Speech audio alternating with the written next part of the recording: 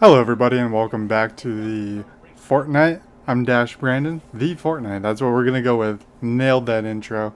I'm Dash Brandon and today we're going to be talking about patch 2.5. I do apologize for being late as the patch notes came out around 4 a.m. on the patch day and I was asleep and I wasn't going to make it awake for that. Hopefully Epic doesn't keep this up and we can get the patch notes out. The patch notes video out in a timely manner in the future. As it is now, I'm several days late at this point, and hopefully we can get a better handle on that. In the background, you will be seeing a level 82 mission that we powered up all of the way, and it is now level 101. More about that later on in the video.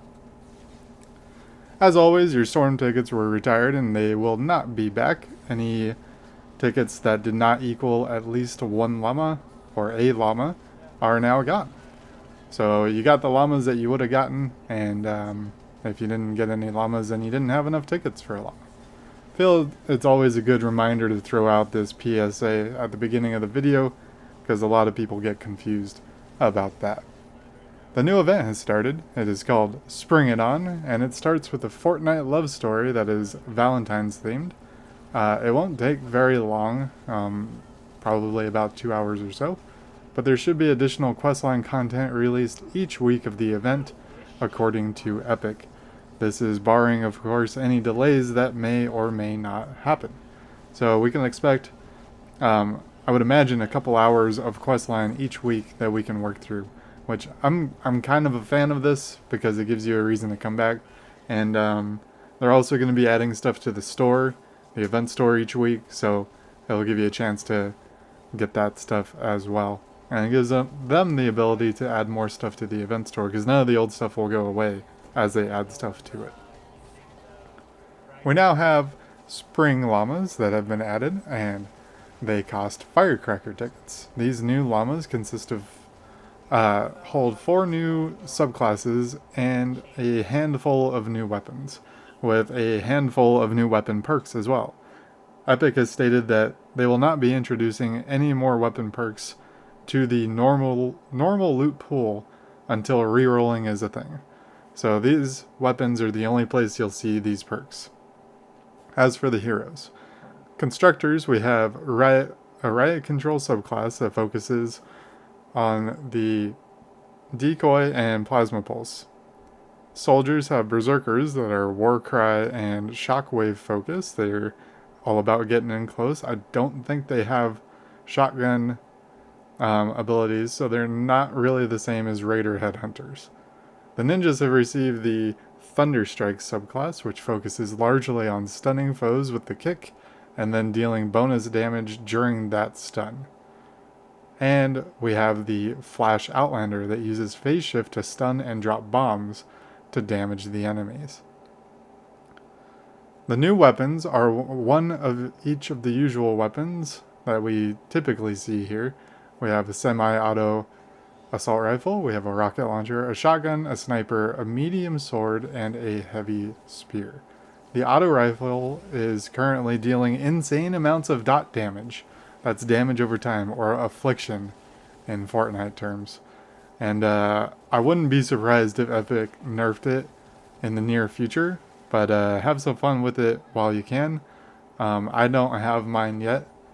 I was trying to save up the 20,000 tickets again, as I usually do, to open up 20 llamas. Though this time we might be doing 10, so I can try that out before it gets super nerfed.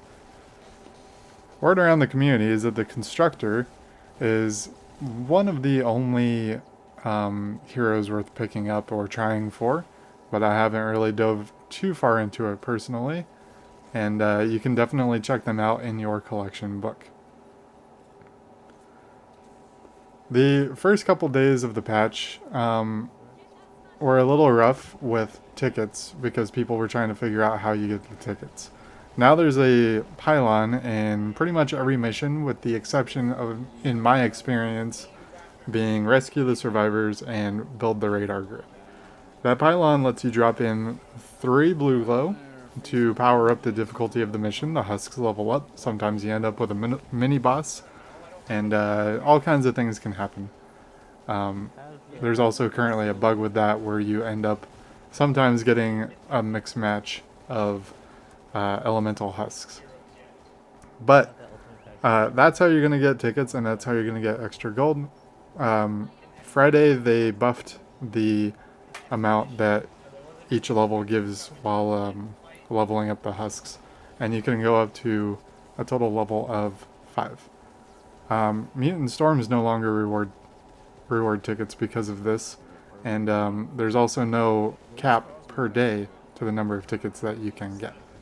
So for people that can go real hard, this is going to be a big boost to how many llamas they can get. My personal favorite when I'm grinding tickets during this event is the Deliver the Bomb, especially if it has good rewards that you already want, like Survivor or Schematic XP or upgrade materials. Works out really nice for you.